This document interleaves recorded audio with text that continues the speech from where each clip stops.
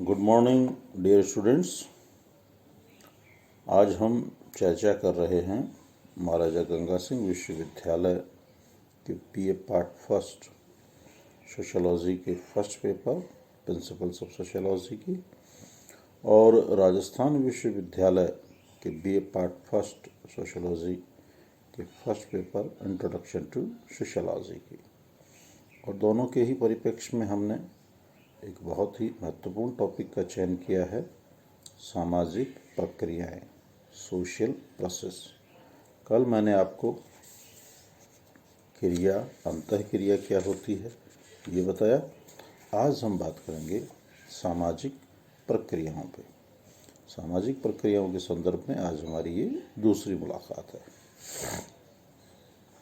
एक व्यक्ति या समूह की दूसरे के साथ अंतःक्रिया होती है। वह अंतःक्रिया सहयोग, संघर्ष, प्रतिस्पर्धा आदि किसी भी रूप में हो सकती है। अंतःक्रिया के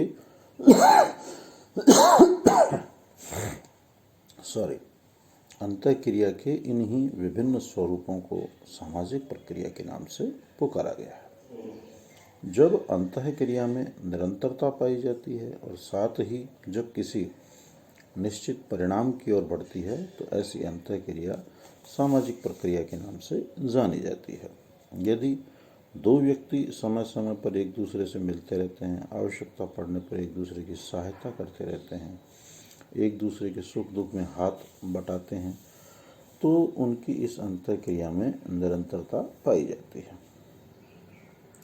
धीरे धीरे उनके संबंध घनिष्ठ मधुर होते जाते हैं। इसका परिणाम मित्रता के रूप में निकलता है, उनमें सहयोग पनपता है। यही सामाजिक प्रक्रिया है। सामाजिक प्रक्रिया व्यक्ति, समूह, समाज के जीवन में अत्यंत महत्वपूर्ण भूमिका अदा करती है।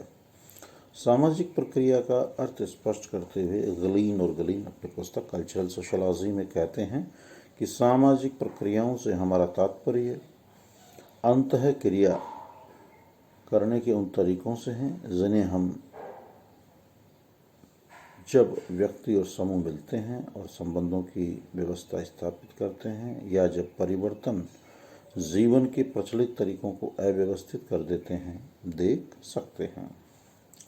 बिसिंज एंड बिसिंज ने सामाजिक प्रक्रिया को परिभाषित करते हुए लिखा है, अंतःक्रिया के विभिन्न स्वरूपों को ही सामाजिक प्रक्रिया कहते हैं। लुंडबर्ग ने सामाजिक प्रक्रिया के बारे में अपने विचार व्यक्त करते हुए कहा है, प्रक्रिया का अर्थ एक अपेक्षाकृत विशिष्ट तथा पूर्वानुमानित परिणामों की ओर ले जाने वाली संबंधित घटनाओं के अनुक्रम से, सीक्वेंस से है। मक्कीवर और पेज अपनी पुस्तक सोसाइटी में सामाजिक प्रक्रिया पर अपने विचार व्यक्त करते हुए कहते हैं, एक प्रक्रिया का अर्थ परिस्थिति में पहले से ही मौजूद शक्तियों की क्रियाशीलता के माध्यम से एक निश्चित तरीके से होने वाले निरंतर परिवर्तन से है। अगर हम इस उपरोक्त विचार मंथन का अगर निष्कर्ष निकालें तो हम कह सकते हैं कि सामाजिक प्रक्रिया सामाजिक जीवन में सदैव बनी रहने वाली और साथ ही परस्पर संबंधित घटनाओं का वह क्रम है जो एक विशिष्ट परिणाम या परिवर्तन को जन्म देने के लिए उत्तरदायी है।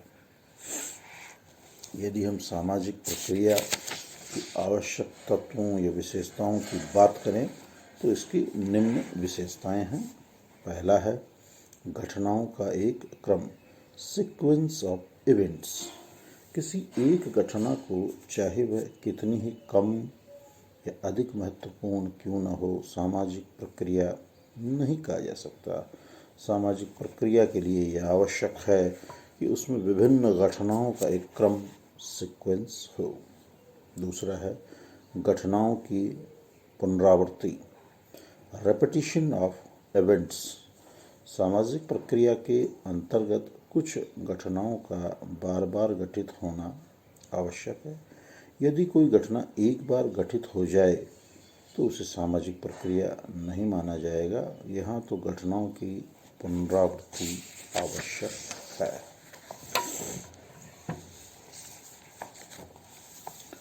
तीसरा है घटनाओं के बीच संबंध होना, रिलेशन बिटवीन द इवेंट्स।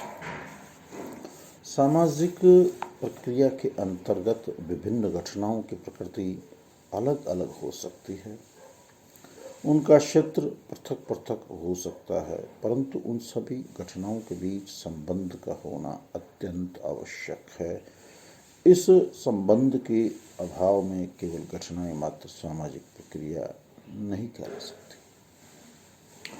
चौथा है जो सामाजिक प्रक्रिया का महत्वपूर्ण घटक तत्व विशेषता निरंतरता, कंटिन्यूटी। सामाजिक प्रक्रिया के लिए घटनाओं की पुनरावृत्ति या बार बार होना ही काफ़ी नहीं है, इसके लिए घटनाओं का निरंतर बने रहना भी आवश्यक है। उदाहरण के रूप में सहयोग एक सामाजिक प्रक्रिया है। इसका कारण यह है कि सामाजिक जीवन में सहयोग की आवश्यकता सदैव बनी रहती है। सहयोग को व्यक्त करने वाली घटनाएं समाज में घटित होती रहती है, उनमें निरंतरता पाई जाती है। इतना अवश्य है कि किसी समय सहयोग की मात्रा कम तो किसी समय अधिक हो सकती है। और सामाजिक प्रक्रिया का अंतिम जो घटक है वो है विशिष्ट परिणाम, स्पेसिफिक रिजल्ट। परिणाम सामाजिक घटनाओं का एक परम आवश्यक तत्व है। सामाजिक प्रक्रियाएं तो घटनाओं का ऐसा क्रम है जिनमें निरंतरता का गुण पाया जाता है और जिसके कुछ निश्चित परिणाम अवश्य निकलते हैं। उदाहरण के रूप में सहयोग एक ऐसी सामाजिक प्रक्रिया है जो व्यक्तियों और समूहों को एकता के सूत्र में बांधती है, जो संगठन पनपता है, जो प्रगति में योगदान देती है। अब हम बात करेंगे कि सामाजिक प्रक्रियाओं के प्रकार या स्वरूप, kinds of social process. Green ने सामाजिक प्रक्रिया के 3 प्रकारों का उल्लेख किया है। सामान्य सामाजिक प्रक्रिया, जनरल सोशल प्रोसेस, सहयोग या सहगामी सामाजिक प्रक्रिया, एसोसिएटिव सोशल प्रोसेस, और तीसरा है असहयोग या असहगामी सामाजिक प्रक्रिया। सहयोगी, सहगामी, संगठनात्मक या एकीकरण करने वाली सामाजिक प्रक्रियाएं। एक तो जो फिर विद्वानों ने जिनको बांटा वो इनको मुख्य रूप से 2 भागों में बांटा, एक सहयोगात्मक, एक असहयोगात्मक। सहयोगात्मक को ही हम कहते हैं सहगामी, संगठनात्मक या एकीकरण वाली सामाजिक प्रक्रियाएं, और असहयोगी को हम असहगामी, विघटनात्मक, पृथक्करण करने वाली सामाजिक प्रक्रियाएं कहते हैं।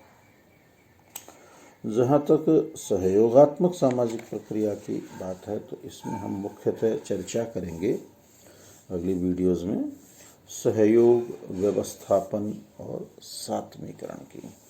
और असहयोगात्मक सामाजिक प्रक्रिया है तो उसमें हम चर्चा करेंगे प्रतिस्पर्धा, प्रतिकूलन और संघर्ष की।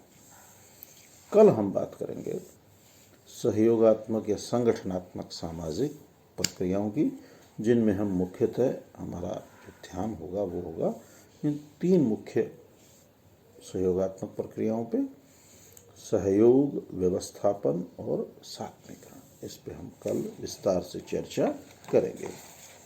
मुझे आशा और पूर्ण उम्मीद है आप लोग इन वीडियोस को देख रहे हैं, लाइक कर रहे हैं, सब्सक्राइब कर रहे हैं, और अपनी समस्या जिज्ञासाओं से आप और ज़्यादा कमेंट करें। अपने साथियों से भी कहें कि वो भी इस पे कमेंट करें। आपकी कोई समस्या है, जिज्ञासा है, कोई बात समझ में नहीं आ रही है तो अवश्य रूप से आप कमेंट करें। स्वस्थ रहें, प्रसन्नचित रहें, अध्ययन अध्यापन करते रहें। इन्हीं शुभकामनाओं के साथ सुप्रभात।